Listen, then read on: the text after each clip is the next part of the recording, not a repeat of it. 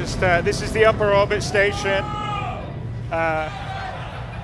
outside Delamar, which is a sort of rocky, small planetoid.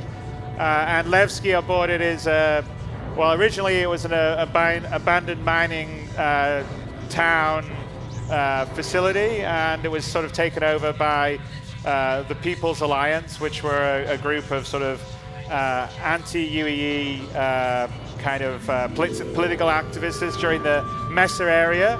And so since then, it's sort of evolved into a place free from sort of the boot of the UEE, so to speak. And if you kind of, you know, as long as you don't hurt someone else, you can do whatever you want. So it's, you know, think of it a bit like Mos Eisley, perhaps, in terms of being a bit of a den of villainy and scum. So we'll just get a bit closer to lower orbit stuff. And so in 3.0, and we're demonstrating every planet, every moon will be fully done, rendered, physicalized. You can land on any part of them, walk all the way around it if you want, if you've got months to do that, because they're quite large. Delamar here is about 2,000 kilometers in diameter, and you can actually see if you look at the curvature. So we don't have any clip range or draw range. So when you see something in the distance on the planet, the horizon line is the actual real horizon line. So the guys in Frankfurt that are doing this, the engine team, so they're pretty genius. So you know, Marco Cabetta and Carsten Wenzel are sort of the leads of that, and a lot of this is all their baby. So as we slowly pull down, we'll start to enter the atmosphere. And as we sort of start to enter the atmosphere, you sort of see the atmospheric head come in and go us, and also.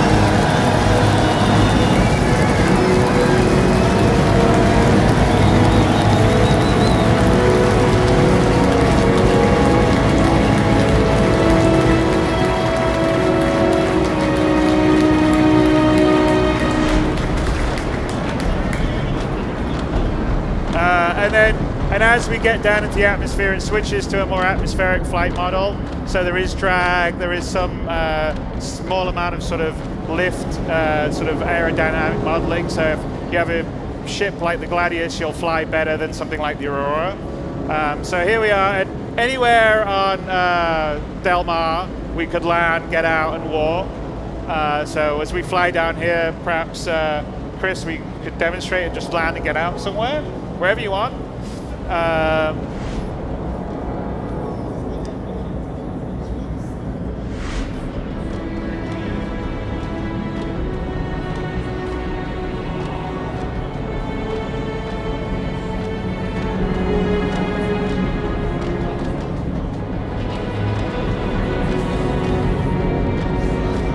Hey Jared, you want to go back to the front view for a bit? Yeah, perfect.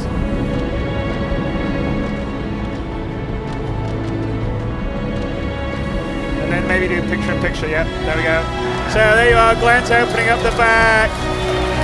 Chris is bringing us down.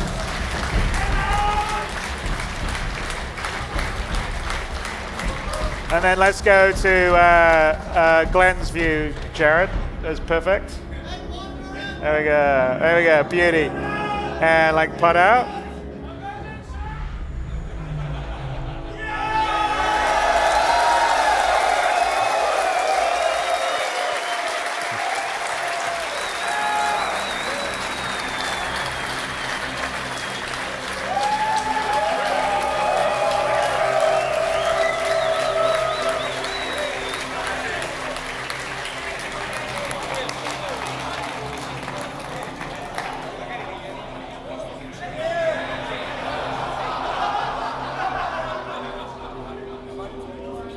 All right, well, that's going to be a challenge.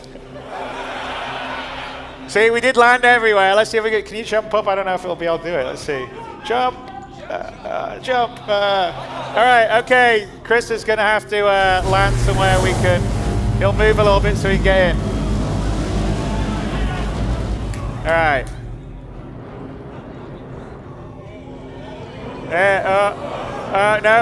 No.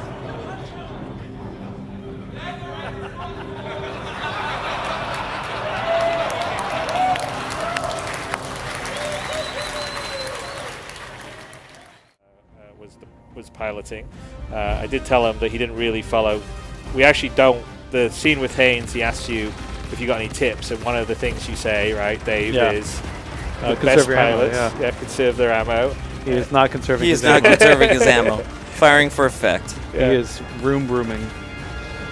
And again, this is like I said. You know, I feel like you know, one of the big focuses anyway. I'm going to push on is the sort of feel of space combat and also the ground combat that's coming as we're trying to polish off Squadron, and that'll come across obviously into Star Citizen, because I sort of feel like a lot of that we still need to dial that in properly, because we've been so busy putting features in, you know, procedural planets, all this stuff, which by the way you see a procedural planet right here, that we haven't had time to really get the basics back up to how I would like them. But now's the time to do it, so that will be you know, coming down the road, and I'm kind of looking forward to that, because I think, you know, having a really good feeling combat, whether you're flying around or on ground, then with a sort of story and this kind of environmental design, which is, you know, Nathan Dearsley, we sort of just reorganized our kind of team structure, so Nathan has now become the art director for our overall squadron, in charge of the ships, the environments, everything in it. And you know, I think it's. I mean, he. You know, you've all known Nathan's amazing ship videos. He's got grand visions. He's got, so yeah, it's going to be great. Definitely. Although I did, you know, the idea here, right, is that we've got some decaying old satellites. Yeah. Because might have gone a bit. And I did say, well, why some debris look like Wally? But I didn't really mean it literally. Why like Wally? So in the final game, there probably won't be quite this much, because, you know, I don't know how many satellites this would be, but the idea is it's like 20 Olisars. This you know, moon was a sort of used for sort of chemical production and factory. Yeah, gas extraction. We actually they profiled them in this month's Jump Point. Okay. So and is it toxic? I commented on how much trash was in the atmosphere. Well done, Dave. And the atmosphere is toxic. This one or no? Well, I think no. I think we were. I think it was breathable. It was breathable? Yeah, Okay. we wanted to have it breathable. You know, we also like to see people's faces. It's much better. That's true. Yeah. So here would be the actual gameplay. Here we're actually going straight to where Trejo is, but the gameplay is you sort of arrive and you'd find the slaver ships, you know, spoofing as someone else, that then they attack you. Then once you get rid of them, you've got to look for Trejo. You don't know where she is, and you start to scan, and you're looking for any kind of, you know, EM signal or IR signal, and so you sort of slowly work your way through. There's probably some false positives you scan through, and then you'll find her in here, and that's using the scanning gaming mechanic. But again, like I said, that didn't make it for the demo, which is unfortunate, because it was almost there, but it wasn't all the way there, so we control it. But there'll be more gameplay here where you're basically sleuthing around, because what we want to do is have all these tools, because they'll work great in Star Citizen, the big sandbox, but also in Squadron. You know, it's not just a straight on the rails shooter like you may see with you know, a typical sort of, you know, like a Call of Duty or something. You have a lot of kind of more RPG elements. You have some more sleuthy elements, some stealth elements, and, you know, puzzles, right? Like, you know, you'll see a puzzle will come up here, and it'll be a better puzzle in the final game, because again, we're missing some of our scanning that sort of helps you figure out stuff, but you can pick things up, move things, use them, all that stuff. And should mention, it's a sandbox puzzle too. So, like, you know, you don't have to fly your ship in here. It's cool that they did, because it looks amazing when you get your ship in here. But I mean, you could park outside, you could zero G in, you could take your time, you could go explore the planet, come back. Like, there's a lot of again, it's sandbox. It's do it how you want to do it. Solve the puzzle, but solve it in the way that you want to solve it. Yeah, I mean, you know, and as we'll see in the sort of approach to the slaver base from here, like, you know, they take a very kind of low, stealthy type approach to it, but, you know, you could just as easily say, you know, screw it, I'm going to just fly right at it and just open fire and try and take them head on, and that's a viable way to well, and that's part of, I mean, we can talk to it when we get a bit lower, but that's not, that would be in the final game way better signposted, where you get down, you have your you know, options of, like, because the reason why you'd fly low is, you know, the slavers have a whole bunch of radar and AA guns set up, which will basically take you out if you're flying too high. So you've got to get low under it. But you can decide, where we land is the back entrance that's shut down. Right. But you could go in the front door and really just go out in a straight all brawling out fight. It's kind of up to you. I gotta mention the rendering here though. There's the volumetric fog, the new fog tech, the HDR fog tech, plus the shadows, plus the sun, plus the dynamism of the thing moving around. You've got shadows moving, crawling across the ship, and all these kind of things. It's just, again, it's, talk to him face to face, which is the reason why we were doing a lot of this secondary viewport stuff, to have video comms between players in different ships, different locations, as well as the holographic stuff that we showed. So let's go meet John. And as you can see, Delamar's had a lot of work. The team in Germany, the environment team's really been working hard on it.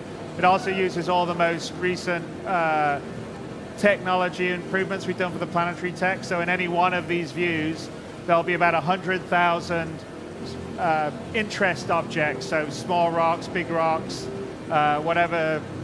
You call them stalagmites going up? I can never remember. I think it is stalagmites going up. But obviously, if we were on something that was a little less arid, it would be different kinds of ecosystems. So say you have forests or nearly hit a rock. Grass plains or mountains or hills or oceans. But here we go. My driving is impeccable. There we go. All right, and here we come in. Here comes John in the Constellation. And it's not just a Constellation, it's actually a Constellation Aquila. Up. John needs to, yeah. John, I think you need to line up a bit better. There you go. Easy does it. That's a big boy. Alright, let me out here.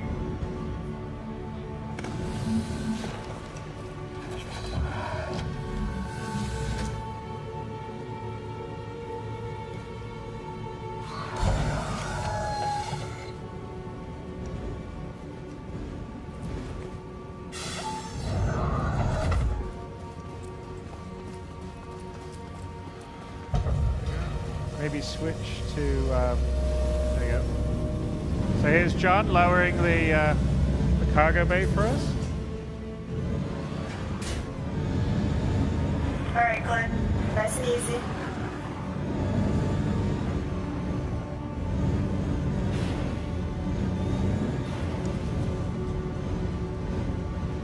Looking good. Really good. First try. Yeah, parking these things is quite the challenge.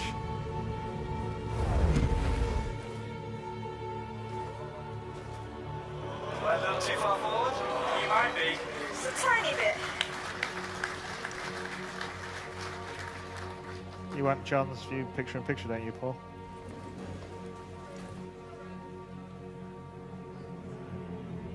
That's good. Alright, bring us up, John. Bringing you up. Cheers, mate. Switch to the view of Glenn. There you go. You dress like a fella. You are.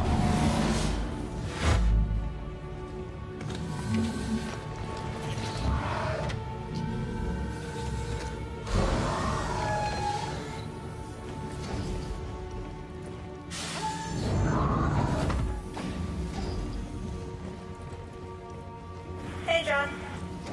Hey, welcome aboard. Thanks for doing this last minute. Oh, no problem. Always look for a job. Ships are either expensive. I'm pretty good at parts of that. Why do I get the feeling Glenn is back there admiring his parking job? Probably. It wasn't 100% perfect. Hi.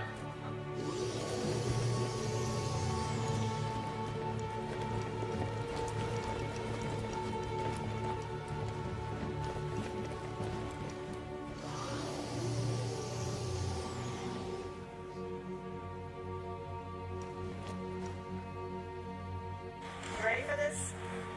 Yeah. Yep. Stay running.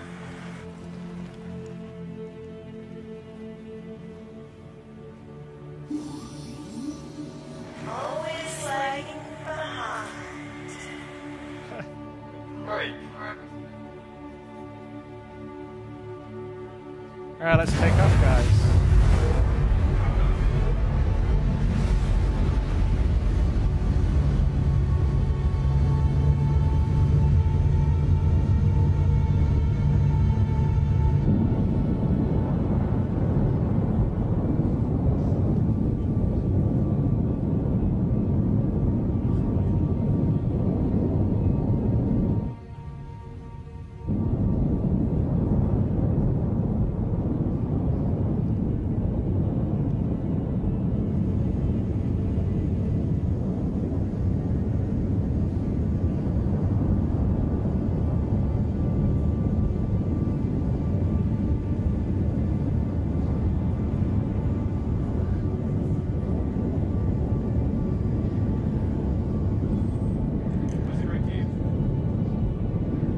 Yeah, I love the windows. See so much. Even below us.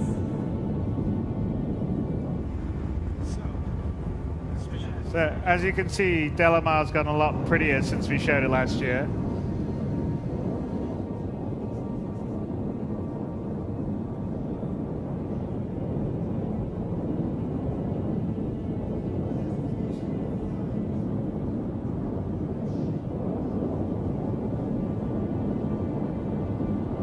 You get a bit more of a view of like the craters and stuff on the other side. It's just we've left see a bit.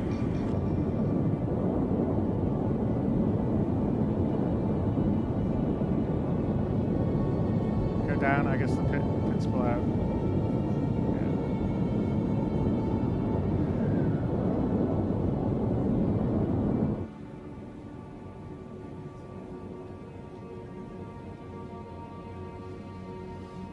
So Delamar is probably one of the smallest of the planetoids we have. It's probably about, I think it's about maybe 200 kilometers in diameter. So it's a lot smaller than the moons. So when we get to the moons, you'll sort of see the difference, but it's essentially a quite large asteroid. And just going to get far enough away from, and as you can see, the space landscaping's much better than it was in 2.6. If you want to look down, we see the big crater. Can you? Yeah. So you can, yeah, there you go. And the crater to that left, you can see in there, I think the entirety of Skyrim fits inside there. So this is one of our smallest little planetoids. Good. Wow. Hey.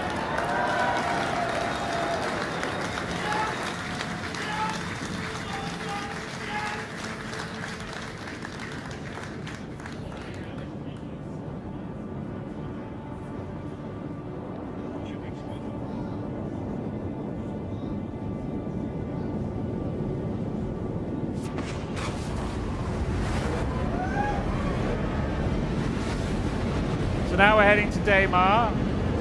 So you can see Crusader actually off to the right as we head up on Daymar.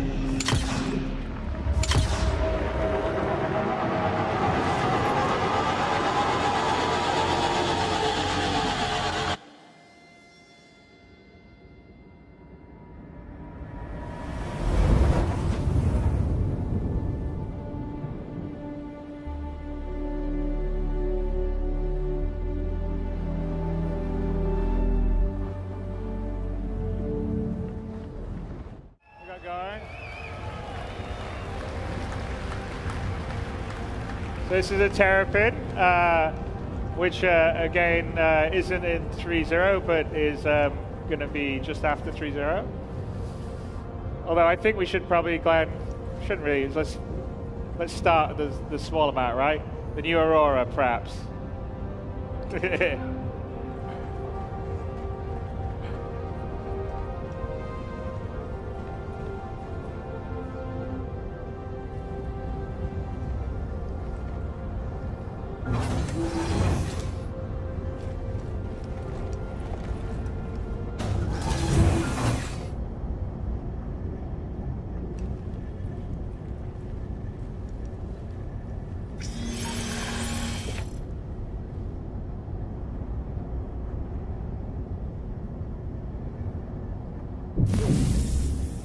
Welcome to Robert Space Industries.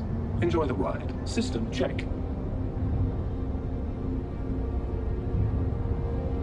Engines are on. All right, let's take off. Let's go flying.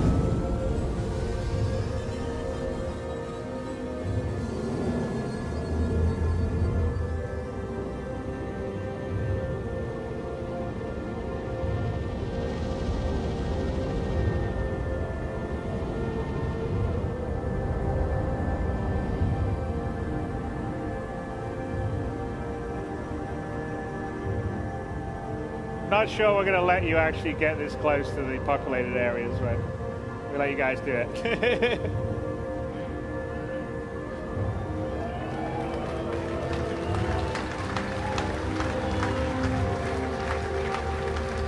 Landing gear free.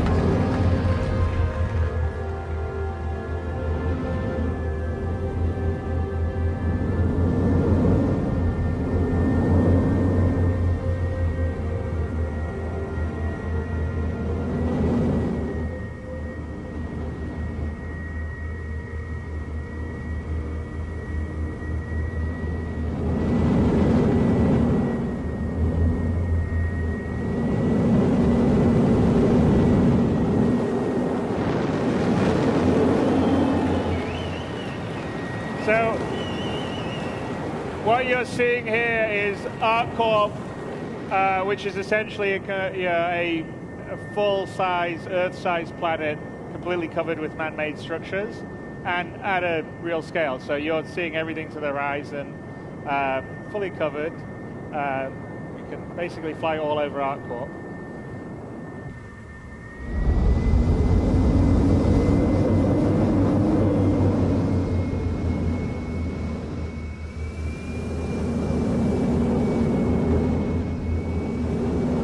So you can see off in the distance another city club. So that up in the distance is area 17, and we're flying over the suburbs now. So this is pretty much Coruscant.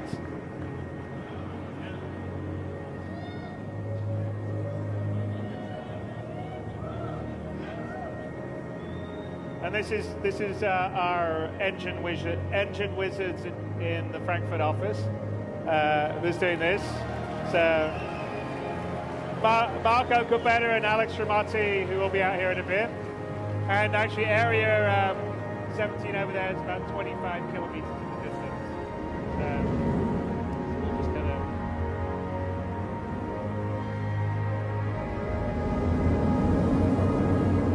gonna head over to it.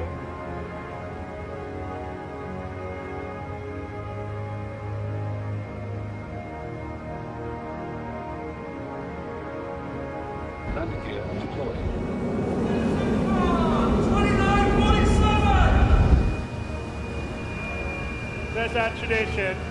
Hello, Citizen God 2947. Landing gear free.